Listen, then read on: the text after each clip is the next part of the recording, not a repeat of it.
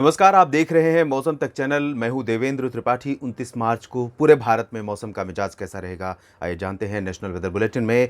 इस समय weather system बहुत ज़्यादा भारत पर या ज़मीनी भागों की बात करें, चाहे समुद्री क्षेत्रों की बात करें, नहीं है। लेकिन अगर बंगाल की खाड़ी का वर्तमान सिनारियो देखें, मॉडल चार्ट देखें विंड का, तो बंगाल की खाड़ी से काफ़ी हद तक देश के कई राज्यों को सपोर्ट मिलने वाला है, जिसकी वजह से कई राज्यों में प्री मानसून वर्षा की गतिविधियां या तो कंटिन्यू रहेंगी या फिर और एक्सटेंड करने वाली हैं। खास तौर पर मैं बात कर रहा हूं साउथ पेनिनसुलर रीजन का, और साथ ही साथ पूर्वोत्तर भारत के क्षेत्रों की बात मैं कर रहा हूं। सेंट्रल इंडिया में एक कॉन्फ्रेंस जोन या कह सकते हैं विंड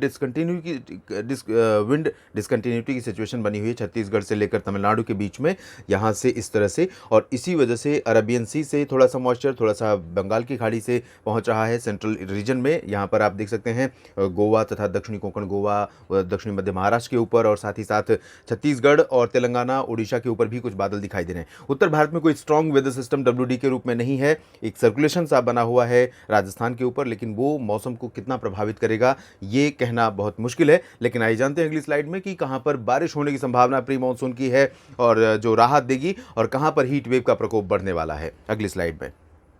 जिस तरह से केरल और साउथ पेनिनसुलर रीजन सबसे पहले भारत में मॉनसून का वेलकम करता है, उसी तरह से इस समय केरल समेत दक्षिण प्रायद्वीपीय क्षेत्र में बारिश की जो गतिविधियां हैं, प्री मॉनसून की गतिविधियां हैं, वो काफ़ी हद तक सक्रिय हैं, और कह सकते हैं कि प्री मॉनसून सीजन की काफ़ी सक्रिय बारिश इस समय केरल समेत आसपास के भागों में देखने को मिल रही है। इसी वजह से south peninsular region one of the region है पूरे 4 रीजन में, सेंट्रल, साउथ, नॉर्थ और ईस्ट में, जहां पर सामान्य के करीब बारिश अब यहां पर हो चुकी है। लेकिन उसके लिए कंट्रीब्यूशन रहा सबसे ज्यादा अंडमान और निकोबार द्वीप समूह का और केरल तथा दक्षिणी आंतरिक कर्नाटक, दक्षिणी तटीय कर्नाटक का। बाकी रीजन्स में चाहे वो तेलंगाना हो, आंध्र प्रदेश या तमिलनाडु, इन जगहों पर अभी फिलहाल कमी है। हालांकि तमिलनाडु में भी रिकवरी हो चुकी है काफी हद तक बारिश होने के चलते। अगले 24 घंटों के दौरान अनुमान यह है कि केरल में कई जगहों पर और साथ ही साथ लक्षद्वीप में भी अधिकांश इलाकों में हल्की से मध्यम वर्षा देखने को मिलेगी 29 मार्च को। और दक्षिणी तटीय कर्नाटक तथा दक्षिणी आंतरिक कर्नाटक के हिस्सों में भी जिस तरह की बारिश पिछले कई दिनों से लगातार हो रही है,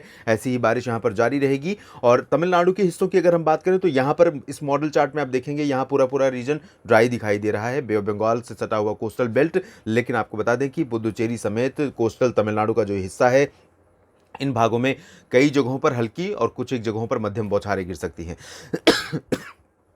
इंटीरियर पार्ट्स में सेलम और तिरुचिरापल्ली, मदुरई, कोयंबटूर समेत जो अंदरूनी इलाके हैं, वेल्लोर और चेन्नई समेत, इन भागों पर भी बादल आते जाते रहेंगे और कुछ जगहों पर हल्की वर्षा देखने को भी मिल सकती है। तेलंगाना और आंध्र प्रदेश के रायलसीमा तथा तटीय भागों में और उत्तरी आंतरिक कर्नाटक के क्षेत्रों में फिलहाल ड्राई वेदर लगातार जारी रहेगा। अंडमान और निकोबार द्वीप समूह में लाइट रेन होने की संभावना दक्षिणी भागों में है, उत्तरी क्षेत्रों में फिलहाल ज्यादा बारिश के संकेत नहीं है। सेंट्रल इंडिया की तरफ देखें तो ओडिशा, छत्तीसगढ़ और महाराष्ट्र का जो विदर्भ का दक्षिण पूर्वी हिस्सा है, चंद्रपुर और आसपास का, इन भागों पर बंगाल की खाड़ी की तरफ से आने वाली हवाएं अपना असर दिखाएंगी। थोड़े बहुत बादल यहां पर आ सकते हैं क्योंकि टेम्परेचर बढ़ रहे हैं, और ऐसे में मॉइस्चर जब भी आता है तो बादल यहां पर गरज वाले विकसित हो सकते हैं। और इन बादलों से आप छत्तीसगढ़ में, ओडिशा में और महाराष्ट्र के विदर्भ के इस रीजन में कहीं कहीं पर हल्की वर्षा या आंधी तूफान की संभावनाएं आप एक्सपेक्ट कर सकते हैं। हालांकि इसकी जो प्रोबेबिलिटी है वो बहुत कम है, 50% से भी कम है। लेकिन क्योंकि कंडीशन इस तरह की है कि ऐसे बादल डेवलप हो सकते हैं और कुछ इलाकों में प्री मानसून की वर्षा हो सकती है, और जो कि इस तरह बहुत आम बात है। दक्षिणी कोंकण गोवा और दक्षिणी मध्य महाराष्ट्र पर लगातार जारी बारिश का जो सिलसिला था या सक्रिय मौसमी हलचल जो यहाँ पर बनी हुई थी, और खासतौर पर गोवा और आसपास के इलाकों पर जो बादल आ रहे थे लगातार, उनमें अब कमी आपको देखने को मिलेगी 29 मार्च को। लेकिन कुछ इलाकों में रत्नागिरी से नीचे और सांगली, सतारा के आसपास के इलाकों में कहीं कहीं पर बादल बन सकते हैं और बूंदाबांदी हो सकती है। उत्तरी कोंकण गोवा, उत्तरी मध्य महाराष्ट्र, मराठवाड़ा और विदर्भ के बाकी हिस्सों में ड्राई वेदर रहेगा। और ड्राई ही नहीं, महाराष्ट्र के लिए सबसे ज़्यादा ब्रेकिंग ये है कि अब उत्तर पश्चिमी हवाओं का प्रभाव यहाँ पर बहुत ज़्यादा बढ़ जाएगा, और इसकी वजह से मुंबई की बात करें, ठाणे, कल्याण की बात करें, या नासिक, नंदुरबार, धुले, जलगांव की बात करें, इन सभी क्षेत्रों में, और साथ ही साथ औरंगाबाद, अकोला, वर्धा, यवतमाल, ये वाला जो पोर्शन है महाराष्ट्र का, इन भागों में प्रचंड गर्मी का प्रकोप फिर से देखने को मिलेगा।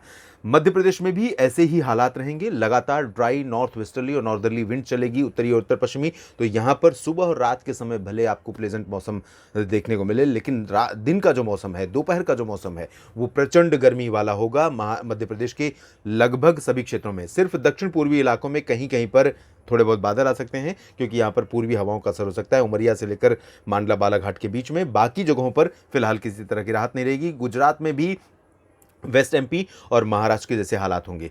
जो उत्तर पूर्वी रीजन और दक्षिण पूर्वी रीजन है, सूरत से लेकर मेहसाना पाटन तक का, इन सभी भागों में लगातार उत्तरी हवाएं चलेंगी, ड्राई होंगी, हॉट विंड्स होंगी। सौराष्ट्र में भी यही स्थितियां रहेंगी और कच्छ में भी। इनमें कोई बदलाव नहीं होगा, राहत नहीं मिलेगी। लगातार गर्मी का प्रकोप यहाँ पर बना रहेगा और हीट वेव कंडीशंस और ज़्यादा अपना प्रभाव यहाँ पर बढ़ा सकती है। इसके अलावा अगर हम बात करें बिहार, झारखंड और पश्चिम बंगाल की, तो इन राज्यों में फिलहाल पूर्वी हवाएं चलेंगी बंगाल की खाड़ी की तरफ से। और ये हवाएं, हालांकि बंगाल की खाड़ी से जो पश्चिम बंगाल का गंगीय क्षेत्र है, इन भागों पर दक्षिण पश्चिमी हवाएं आएंगी। उसके बाद ये हवाएं मूव करके इस तरह से जाएंगी, तो उत्तरी बंगाल और साथ ही साथ झारखंड, बिहार, इन भागों पर दक्षिण पूर्वी आर्द्र हवाओं का प्रभाव रहेगा बंगाल की खाड़ी से। और ये हवाएं थोड़ी बहुत प्री मानसून की एक्टिविटीज़ यहाँ पर दे सकती हैं, क्योंकि लगातार टेम्परेचर ऊपर गया है। और हम बात करें अगर रांची, डाल्टनगंज, जमशेदपुर, दीघा, जमशेदपुर और आसपास के इलाकों, दुमका, देवघर की, या फिर दीघा समेत जो ये पश्चिम बंगाल का मिड रीजन है, इन भागों में और बिहार के अधिकांश इलाकों में गर्जना वाले बादल बन सकते हैं। धूल भरी आंधी के साथ लाइट रेन या बूंदाबांदी हो सकती है। पूर्वोत्तर राज्यों में कई जगहों पर वर्षा जारी रहेगी। 29 मार्च को भी सिक्किम और उप हिमालयी भागों में भी कहीं कहीं पर हल्की वर्षा हो सकती है। उप हिमालय पश्चिम बंगाल में, अरुणाचल में कुछ स्थानों पर हल्की, और बाकी पूर्वोत्तर भारत में एक दो जगहों पर हल्की वर्षा होने की संभावना है।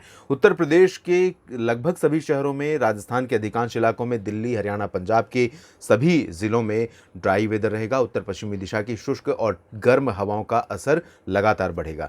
लेकिन यही हवाएं रात में और सुबह के समय जब चलेंगी तो बहुत ही प्लेजेंट वेदर होगा। सुबह के समय जब आप निकलेंगे तो आपको बहुत ही आनंददायक मौसम लगेगा। लेकिन जैसे जैसे दिन चढ़ेगा, धूप का असर बढ़ेगा और पारा ऊपर जाएगा। गर्मी का प्रकोप लोगों को यहाँ पर परेशान करेगा। पर्वतीय क्षेत्रों की बात अगर करें तो जम्मू कश्मीर से लेकर उत्तराखंड और लद्दाख के बीच में ड्राई वेदर रहेगा। रात में कूल और कोल्ड वेदर कई कई ऊंचाई वाले इलाकों में, लेकिन दिन में गर्मी इन सभी क्षेत्रों में देखने को मिलेगी। गिलगित बाल्तिस्तान, मुजफ्फराबाद में भी मौसम ड्राई लगातार बना रहेगा। अगला WD कब आएगा या अगला कौन सा वेदर सिस्टम होगा जो देश के मौसम को बदल सकता है, इस पर मेरी नज़र रहेगी। आपको अपडेट करता रहूँगा, बस आप बने रहिएगा मौसम तक चैनल के साथ। धन्यवाद।